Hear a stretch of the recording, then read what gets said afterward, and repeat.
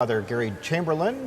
He is a Holy Cross priest and the rector of Zom Hall. I was a Kavanaugh Hall guy myself. We used to shoot a few bottle rockets in your direction, but those days have changed, of course. We also have Annie Crider, who is a Notre Dame senior. She's from Farley Hall, and that was just across the quad for me, so we couldn't get bottle rockets quite that far. But anyway, last month, you took spring break and you decided to travel. So now a lot of people will say, let's go to Florida, let's go to Padre Island, let's go, You went to the Middle East. And this is really, I think, fascinating and speaks volumes about how Notre Dame can help shape a student. Tell us a little bit, Annie, let's start with you. What made you decide, hey, I'm going to the Middle East for spring break? Yeah, I had always wanted to do a pilgrimage while I was here at Notre Dame. And last fall, I saw the application come up for the Holy Land, and that's kind of the jackpot for pilgrimages for Christians. And I couldn't pass it up. So I applied, was accepted, and immediately said yes, because it's an amazing opportunity and it was a beautiful experience. And so where all did you go? We went to Nazareth, Jerusalem, the Sea of Galilee, the River Jordan, Bethlehem, Capernaum, everywhere. We went all over Israel, and we went almost all of the places in which Jesus lived and taught. So, well, we're going to come back and get your reactions to that, because that is truly, it's an amazing life experience. Father Chamberlain, let's talk with you though, and give us a sense of pilgrimage, because we hear that word thrown around a lot, but in the Catholic tradition, in our Catholic faith, probably not as many people talk about making a pilgrimage back to the Holy Lands and that sort of thing. This is something that really is very special, I know, to you and to the students that you take along with you. Pilgrimage really does have a deep history in Christianity, and it goes back as far as the early Romans trying to find Jerusalem, find the place where Jesus walked.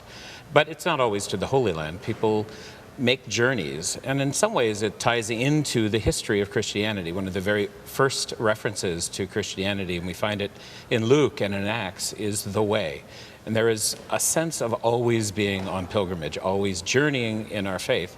And so people, for lots of different reasons, often crises of faith, transitions in life, want to make a journey exploring their faith.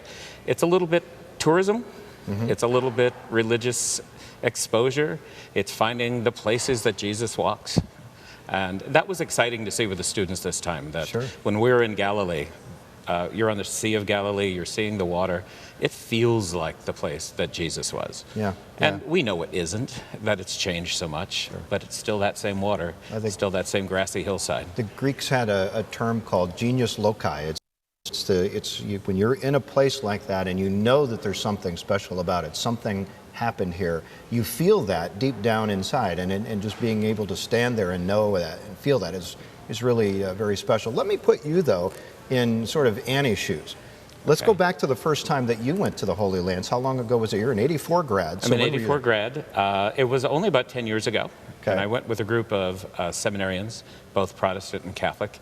And it was, to me, one of those moments. It feels almost silly to say. I'd been a priest for 10 years, but I was where Jesus walked. It has transformed my preaching. I now see the places, at least as they exist in 2015, I see the places that are referenced in the Bible. I understand how close Peter's house was to the synagogue in Capernaum. It's just fascinating. All right, and now, Annie, let's come back to you. So here you are, and this is your first trip there, so let's talk about your reactions. What impressed you the most? What really had an impact on you? So many things. I think, like Father Gary said, it's just amazing to be able to walk where Jesus walked and be in the places where he lived and taught, and where his disciples followed him around, to be present to what had happened in those places. And I think something that I'm definitely going to remember is being specifically at the site of his death, in the Holy Sepulchre, being able to kneel down and pray there where Christ sacrificed himself for us was a moment of gratitude that was so profound and so moving for me that I don't think I'll ever forget that. And that's something that I never would have had without this trip. Well, let me pull out some adjectives. Was it an emotional experience? Was it a religious experience? Was it an enlightening experience? How would you characterize that?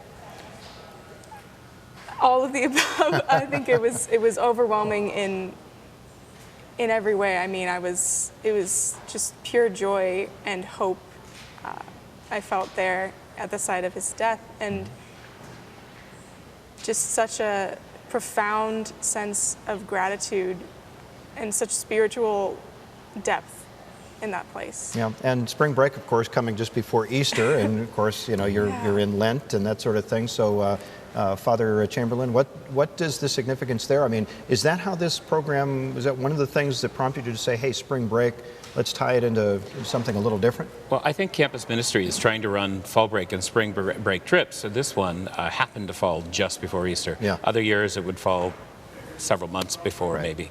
But we definitely took that into account as Professor Matt Ashley and I developed, together with Carol, a woman, an MDiv student, the program. We're mindful that we're going to be in Israel, and we're going to be in the Holy Land just before we come home and celebrate Easter. Mm-hmm. So it was clearly a part of it. And I think that the reflections of the students afterwards showed that it was really meaningful. It was powerful. Well, it's a terrific program. We appreciate you sharing your experiences here with us tonight. Thank you for participating in Notre Dame Day, and I can tell both of you were moved by the experience. And, you know, I'm going to have to get on one of these pilgrimages one of these times. That sounds like a great trip. Annie, thank you. Father Gary Chamberlain, thank you as well. We really appreciate it.